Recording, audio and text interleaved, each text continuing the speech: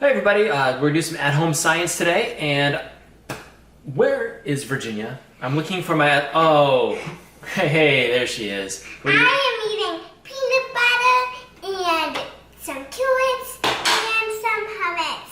All good stuff. I like all that very much. So those are good things, and what we're gonna do is we're gonna do an experiment that you can do at home. All you're gonna need are these three things, and we can wait for you to get them. You'll need sort of a butane cooking torch. You will need the heat shield from the space shuttle. I've got one of those. And you will need a forward-looking infrared spectrophotometer. Oh yeah, right. So these tell you how hot you are. That's right. So we're gonna need these three things, and go ahead and get them. We'll wait.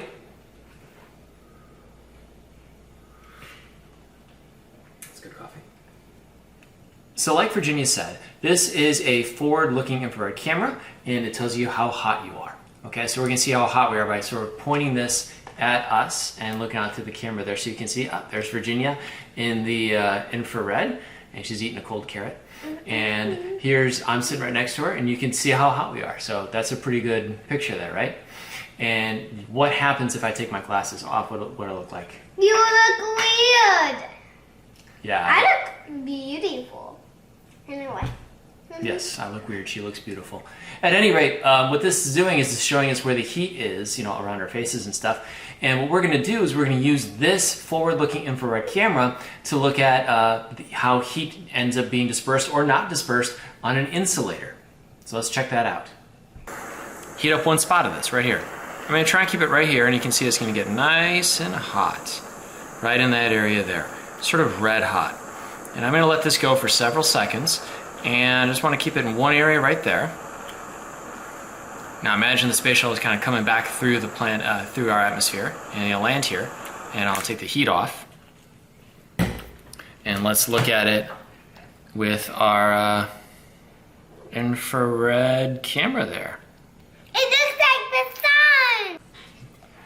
So the cool thing about this is that when I've got this brick right here, what you can see is that it looks like just like black brick.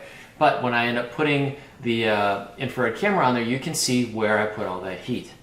And I did this actually a few minutes ago. This is several takes later because my other scientist, she's doing Legos and stuff. But what you can see here is that it's still hot in that one spot because it's an insulator. So it's not conducting the heat and it's not spreading out. That one spot is still kind of hot, but other parts on this are not. So this is the back side of it. That part's not hot. And that's exactly what you're looking for in an insulator. Keep the heat on one side and keep things cool on the other side. So this does an amazing job. And the substance that this stuff is made of, more or less, is silicon dioxide, the same stuff that kind of goes into sand.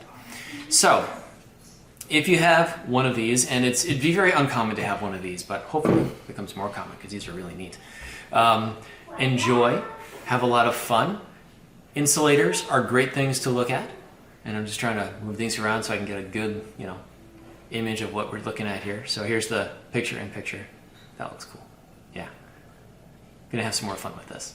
Anyway, in the next couple of days, I'll do a couple more videos that show you neat things about things that are visible and invisible in the infrared. So come back for that, all right?